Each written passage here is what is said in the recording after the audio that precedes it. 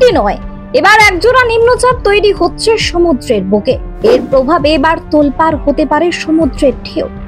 একই সঙ্গে ঘূর্ণিঝড় রেমালের শক্তিও বাড়তে পারে, কারণ ইতিমধ্যে সমুদ্রের জল ভীষণভাবে গরম হয়ে উঠেছে, যেটি একটি শক্তিশালী সাইক্লোন তৈরির ইঙ্গিত দিচ্ছে প্রতিদিনই।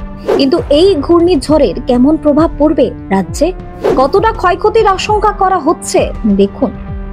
ইতিমধ্যে ঘূর্ণিঝড় রেমালের সতর্কতা জারি হয়েছে পশ্চিমবঙ্গ ও বাংলাদেশের উপকূলীয় এলাকায়। তবে এবার বঙ্গোপসাগর ও আরব সাগর মিলিয়ে জোড়া নিম্নচাপ সৃষ্টির সম্ভাবনা বাড়ছে দিন দিন। মৌসুম বিভাগের অনুমান 22শে মে নাগাদ আরব সাগরে, 23শে মে নাগাদ বঙ্গোপসাগরে নিম্নচাপ সৃষ্টি হতে পারে। নিম্নচাপের শক্তি বাড়তে হলে বেশ কিছু শর্ত পূরণ করতে হয়, তার মধ্যে বেশ কয়েকটি শর্ত অনুকূলী। ঘূর্ণিঝড় সৃষ্টির জন্য সাগরের জলতলের তাপমাত্রা সাধারণত 26.5 ডিগ্রি সেলসিয়াস হতে হয়। অন্তত 50 মিটার গভীরতা পর্যন্ত এই তাপমাত্রা থাকা দরকার। এই মুহূর্তে বঙ্গোপসাগর জুড়ে জলতলের তাপমাত্রা রয়েছে 30 থেকে 31 ডিগ্রি সেলসিয়াসের আশেপাশে। গরম জলে ঘূর্ণিঝড়ের তৈরির সবচেয়ে বড় অস্ত্র। ইতিমধ্যে ভারতীয় মৌসুম ভবনের তরফে জানানো হয়েছে, আগামী 23শে মে দক্ষিণ পূর্ব বঙ্গোপসাগর ও সংলগ্ন আন্দামান সাগরে একটি নিম্নচাপ তৈরি হতে পারে, যা 24শে মের পরে দক্ষিণ পূর্ব বঙ্গোপসাগর ও সংলগ্ন উত্তর আন্দামান সাগরে গভীর নিম্নচাপে পরিণত হওয়ার সম্ভাবনা।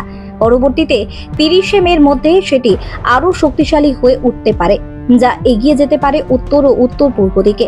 এদিকে আলিপুর আবহাওয়া দপ্তরের আঞ্চলিক অধিকর্তা সোমনাথ দত্ত জানিয়েছেন, আপাতত কোনো সিস্টেম তৈরি হয়নি, ফলে এই মুহূর্তে একেবারেই হলফ করে বলা যাবে না যে বঙ্গোপসাগরে ঘূর্ণিঝড় তৈরি হবে। কোনো সিস্টেম তৈরি হলে বঙ্গোপসাগরে তবেই বোঝা যাবে ঘূর্ণিঝড় তৈরি হবে কিনা। তবে নিম্নচাপ দফায় দফায় শক্তি বাড়ানোর সম্ভাবনা রয়েছে। 24শে মের পর গভীর নিম্নচাপ সৃষ্টির সম্ভাবনা, পরে নিম্নচাপ আরো শক্তি বাড়াতে পারে। যদিও এখনো পর্যন্ত ঘূর্ণিঝড় সৃষ্টির পূর্বাভাস দেয়নি আবহাওয়া দপ্তর। হাওয়া অফিস বলছে, ঘূর্ণিঝড় সৃষ্টি হলেও আমফান বা ইয়াসের মতো শক্তিশালী হওয়ার আশঙ্কা নেই। মৌসুম ভবন জানিয়েছেন, আন্দামান সাগর লাগোয়া দক্ষিণ পূর্ব বঙ্গোপসাগর থেকে ক্রমশ উত্তর পূর্ব অভিমুখে এগোতে পারে নিম্নচাপ। শেষমেশ এই অভিমুখে এগোলে মায়ানমার বা লাগোয়া বাংলাদেশে যাওয়ার কথা শক্তিশালী নিম্নচাপের। সেক্ষেত্রে বাংলায় সেই নিম্নচাপের প্রভাব পড়বে না বলেই জানিয়েছেন। এবার যদি বঙ্গোপসাগরে ঘূর্ণিঝড় তৈরি হয়, তাহলে সেটির নাম হবে রেমাল বা রিমাল। এই নামটি দিয়েছে ওমান। 2021 সালে যে ঘূর্ণিঝড় ইয়াসের নামকরণও ওমান করেছিল। ইয়াস উড়িষ্যার বালাসোরে আছড়ে পড়েছিল। এর মাঝে সোমবার ও মঙ্গলবার বৃষ্টির সম্ভাবনা রাজ্যে।